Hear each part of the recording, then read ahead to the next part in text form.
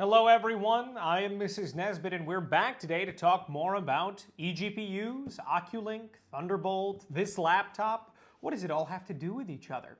As you can see, this laptop is currently hooked up to this box, which is the Lenovo Thinkbook graphics extension, essentially just a fancy Oculink enclosure that allows this laptop to connect to a full-fat NVIDIA GPU. Note that that is only NVIDIA GPUs. No support for Intel or AMD at present date.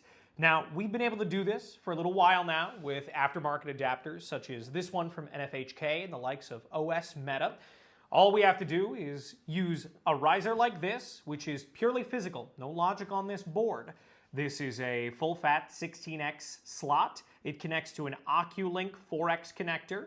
This cable, also Oculink 4x, into a riser on the motherboard that you can install in an M.2 slot, or like this laptop here, an Oculink connector. I think GPD as well is still putting out machines with direct Oculink connections to the CPU, which means you can strap a full 4090 graphics card to your little handheld device, or in my case, this laptop, my daily driver for the last 6 months. Now, this is nice because it supports hot plug, which is something that Thunderbolt 3 has supported since it came out. That's not an issue for them, but what you gain in convenience, you lose in performance. Thunderbolt 3 and 4 are still limited to 4 lanes of PCIe 3.0, in addition to the overhead taken by the Thunderbolt protocol. So even at 4K, Thunderbolt is pretty limited, and I found that out early in the eGPU game. Oculink serves as a much better connection because all you're limiting is how many lanes the GPU has to talk to the CPU, right? This is a full PCIe 16x connector. This is a 3080, so that's going to be PCIe 4.0.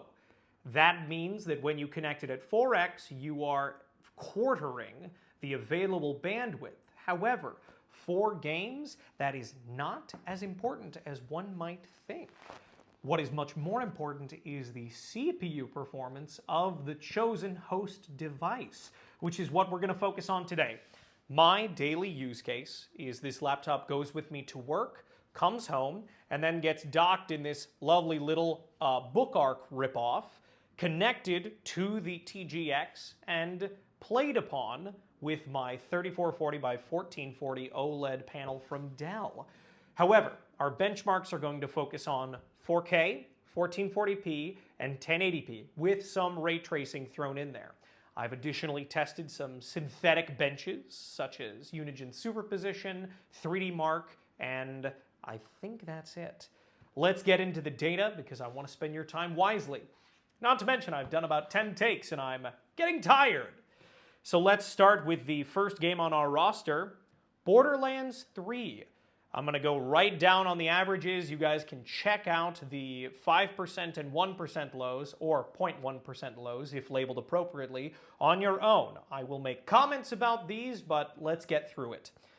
Borderlands 3, 4K average 89, 1440p 149, and 1080p 178.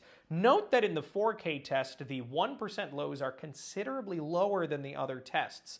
I have not isolated whether or not that is the PCIe connection between the GPU and the laptop, or if it's simply a laptop CPU limiting the available performance. You won't see this in every game, but some games care more about CPU than others, and I have to believe it has something to do with how quickly it can load data into the GPU's video memory over that PCIe connection. So more testing coming in the future to isolate. Next up is Cyberpunk 2077. At 4K, we have 63 frames per second average, 1440p is 110, 1080p is 121, with pretty regular 0.1% lows, or the lowest frame rate recorded, 50, 62, and 59 respectively. These are all par for the course and did not make for a stuttery experience, but you will notice the occasional hitching when loading in new environments, new assets, anything like that. Black Myth Wukong, a newer game on this test bench, and these were tested according to Gamers Nexus's settings. Those guys do good work, so I'm going to copy from the best. Not stealing. Love you, Steve. At 4K, Black Myth Wukong played at 48 frames per second average, 1440p 80, 1080p 107 FPS average.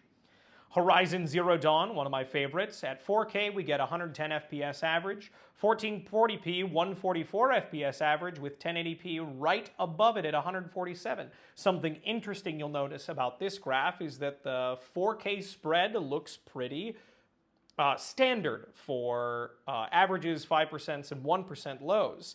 If we go up to 1440p and 1080p, you notice a bit of a ceiling for all of the averages. So I wanted to test what DLSS would do to see if we can break that barrier, and we really can't. At ultimate settings with DLSS set to quality, the ceiling seems to be around that 145, 150 FPS mark, with the lows trailing not far behind. So Horizon provides an excellent example of a game that is significantly hampered by either the CPU or the Oculink connection. My money is on the CPU, not the connection, and I do want to test that with one of AMD's X3D chips just as soon as I can get my hands on one for a reasonable amount of money. In Cyberpunk 2077, with ray tracing enabled, we get 28 FPS at 4K with our 1% lows, or 0.1% lows trailing not far behind. 1440p yields 56 FPS with 1% lows trailing quite far behind. And at 1080p, we get 82 FPS and about half of that for our 0.1% lows. Ray tracing takes its toll, but predominantly in the 0.1% lows, which makes for a more stuttery experience. But again, this is almost entirely relegated to the loading in of new assets, not regular gameplay.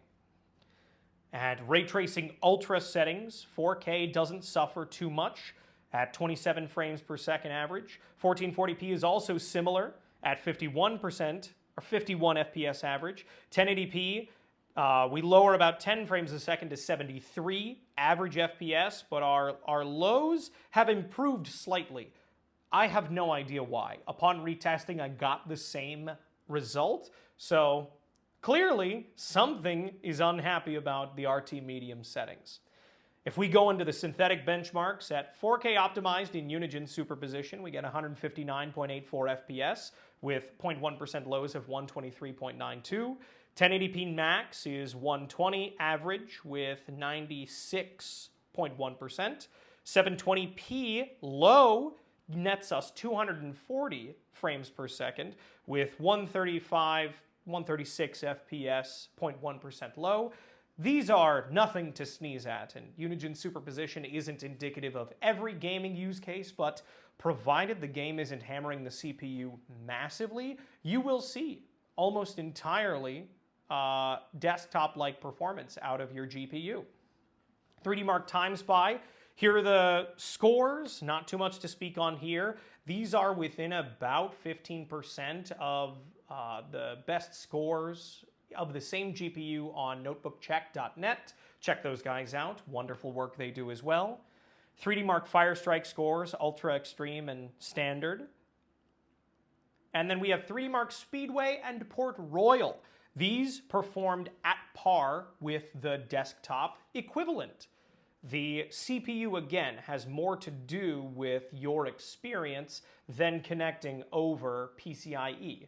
The Core Ultra 5 155H in this laptop can turbo up to, I've seen as high as 4.6 gigahertz. Now that is for brief instances with about 90 watts of power drawn in those instances. The average gaming clock is closer to 3.3 to 3.5 gigahertz and drawing anywhere between 60 and 80 watts. That's all for performance testing today. I will be following this video up with more testing of different GPUs. This 3080 will get thrown in here and compared to the 4080, as well as a 6900 XT that's sitting behind me. Following that, we will be diving into the performance delta between PCIe and Thunderbolt 3. Now, Thunderbolt 3, of course, uses PCIe in its protocol, but again, it's hampered considerably. So we're going to get into what exactly that means for your average eGPU enthusiast in the next video. If you enjoyed this one, please feel free to comment, like, subscribe. I love engaging with people passionate about this kind of stuff, so I'm looking forward to the next one, but for now, signing off. I gotta do the thing. I gotta stop the video.